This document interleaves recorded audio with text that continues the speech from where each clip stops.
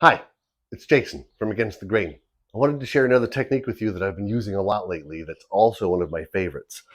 I learned this technique in the late 20th century at the Black Hills Playhouse when we were putting on a production of Mice and Men. The scenic designer was Tim Case from the University of South Dakota, and he had designed the set to be the silhouette of a barn made up of slats of barn wood that we collected from all over South Dakota and the Black Hills. When we used up all of the barn wood that we could, we were still short quite a few boards. So fortunately, Tim had this technique up his sleeve. You take vinegar and you put in some steel, period. So what I've done is I've used steel wool that I've put into my vinegar and I let it sit for a couple of days. And after a couple of days, when it's, I don't know, cured, dissolved, I don't really know what happens in this process. I just know how it works.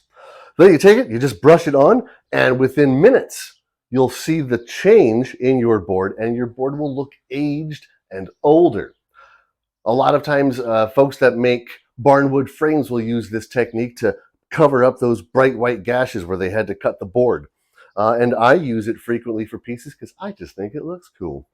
Come on over, take a look.